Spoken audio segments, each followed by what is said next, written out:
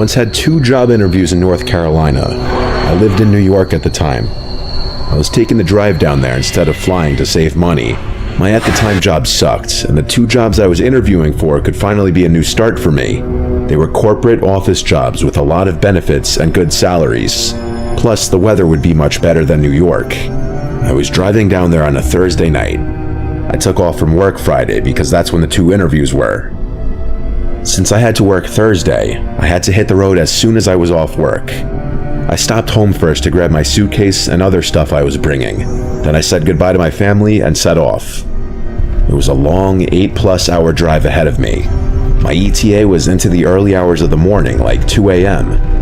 I was heading to a Comfort Inn. I drank like 3 cups of coffee my first few hours driving, and for a while I was good. But if you're already running on fumes, no amount of coffee is going to keep you going. I already didn't get much sleep the night before because I was stressing over these interviews, and after a long, busy day at work, the last thing I wanted to be doing was driving close to 9 hours. It was late at night now. I had about 2 hours left in the drive.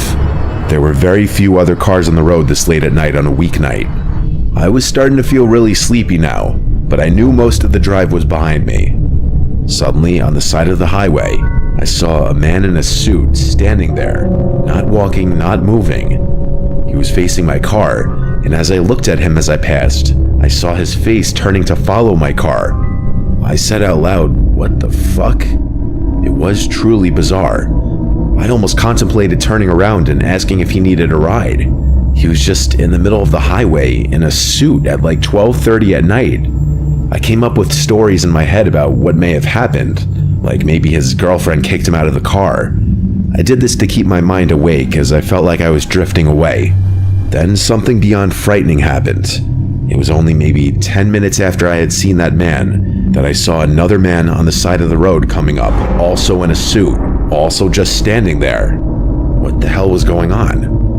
I slowed down to pull to the side of the road and possibly ask if everything was okay, and maybe offer a ride.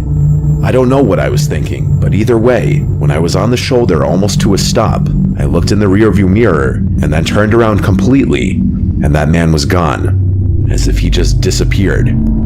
I stepped on the gas and got back on the road. I was losing it. I needed to stop for another coffee.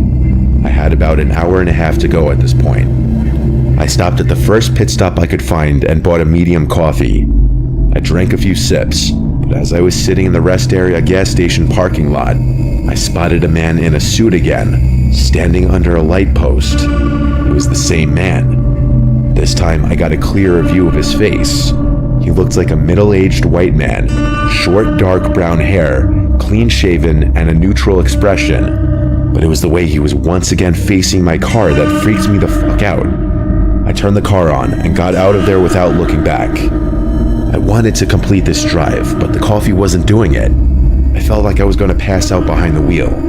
I wasn't going to make it, so I pulled off the highway and parked in a random parking lot. I angled the seat all the way down and I attempted to go to sleep. As tired as I was, I couldn't help but be scared in this empty parking lot. Scared that if I opened my eyes, I would see that man in the suit again. I was drifting into a sleep when something made me wake up again and open my eyes. Probably my mind playing tricks on me again. I looked around the outside of my car, scared I was going to see him. I looked out each window and then the front windshield, and it was clear. Then I looked in the rearview mirror, and I felt my soul leave my body for a second, because there I saw for a second a person in the back seat. I'm sure it was the man in the suit again, but I didn't look long enough because I opened the door, screamed, and fell backwards out of the car as I crawled back. I kept screaming until I finally got up, looked inside the car, and saw nobody. The back seat was empty. As I came to my senses, I realized my mind had been playing tricks on me all night. There is no man in a suit. I'm just completely exhausted and need to sleep. I got back in my car, my heart racing. Honestly now though, I was too awake to go to sleep. I turned the car back on and finished my coffee and banged out the rest of the drive. By the time I checked into the hotel and got to the room, I fell into the bed and passed out right away.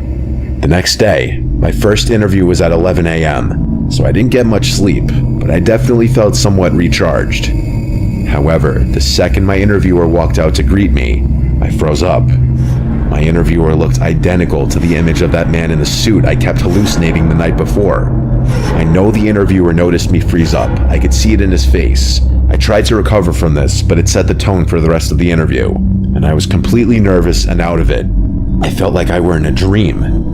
I left that interview with only an hour to get ready for my next one, and my next interviewer was a woman. I did much better with this one, because I actually got the job. I still work here and live in North Carolina now. My old therapist told me that she thinks the stress of mentally preparing for the interviews mixed with the lack of sleep caused me to hallucinate the main cause of my fear and stress. And so I hallucinated a man in a suit because that's who I pictured would be interviewing me. I feel like it doesn't sound too far-fetched, but it doesn't change how downright horrific the whole ordeal was.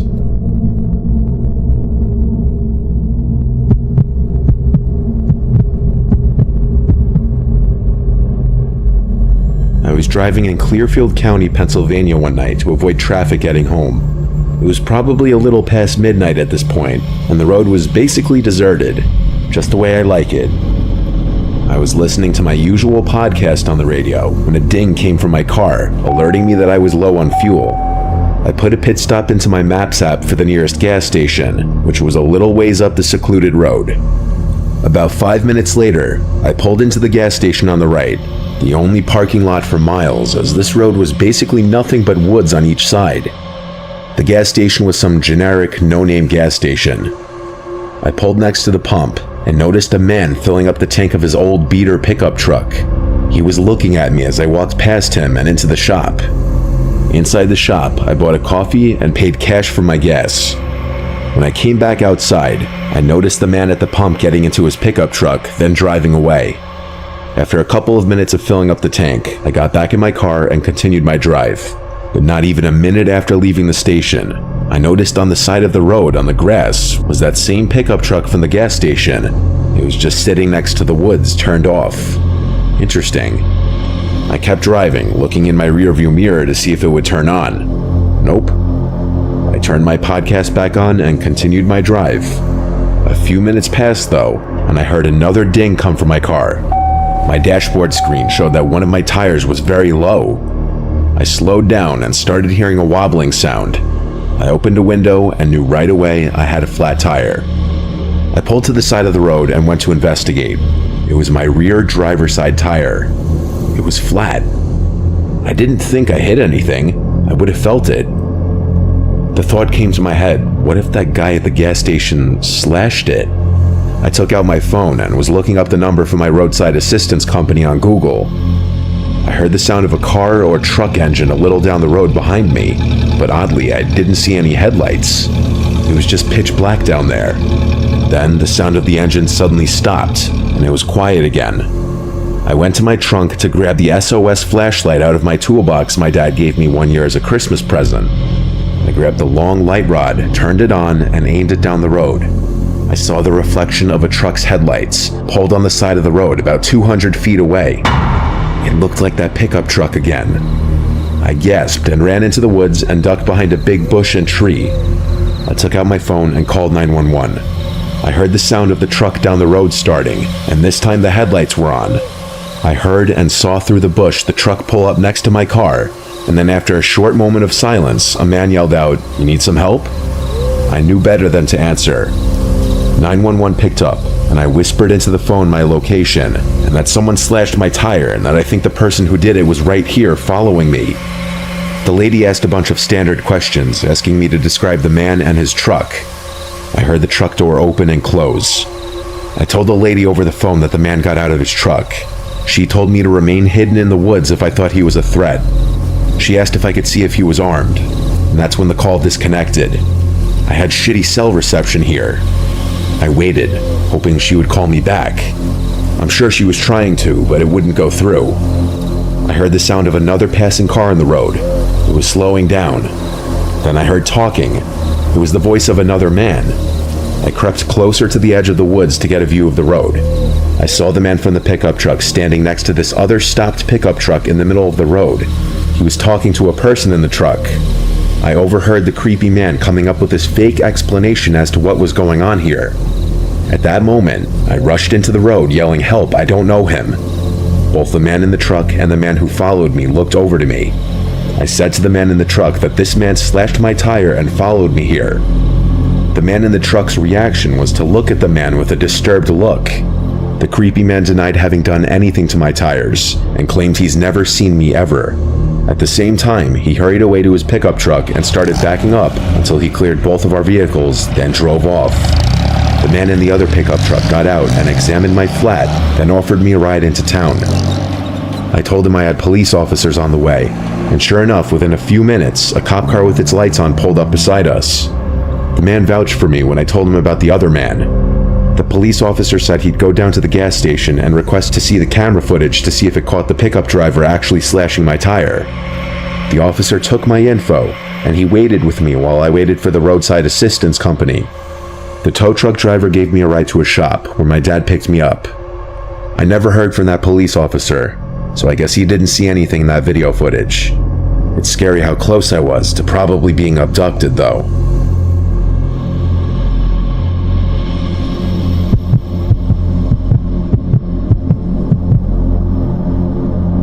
It was the most horrific, haunting night of my life. It still sends shivers down my spine.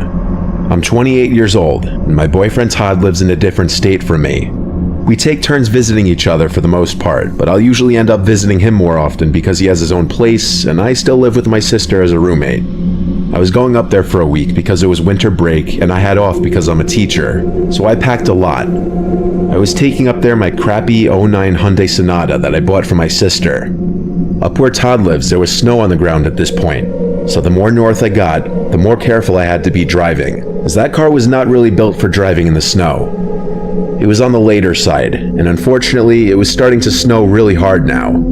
There were blizzard warnings earlier, but both Todd and I agreed it would be better to try and beat the blizzard tonight rather than come tomorrow when the roads are full of snow. I started to accept the fact that I'd need to stay somewhere for the night, as I was still too far away, and the roads were getting bad.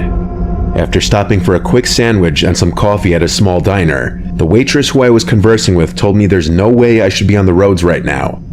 She recommended a few hotels and motels in the area. Then, after she walked away and I was left alone to finish up eating, a guy sitting at the bar spun in his chair and said to me there's a motel right up the road from here. When I put the motel's name into my phone, it said it was literally 5 minutes away. He said it was nice and cheap too, so I could just get a quick night's rest and get back on the road tomorrow. He really seemed to overhear my whole conversation with the waitress. He was also just sitting there at the bar with a beer. I'd never seen a person go to a diner just to drink. I didn't even know diners really served alcohol. But people up by Todd are a little weird. To me at least, because I grew up in the city. The man introduced himself as Toby, and I gave him a fake name saying I was Michelle. The rest of my time there, Toby was half facing me in his spinning bar stool, and I wasn't really looking to keep talking to him, so I looked away out the window to the snow until the waitress gave me my check. Then I said goodbye to them both as I left. In that half hour I spent in the diner, the snow accumulated at least an inch. I needed to get to that motel ASAP. I drove slow and was at the motel in a few minutes, maybe 10. There were a couple cars in the lot.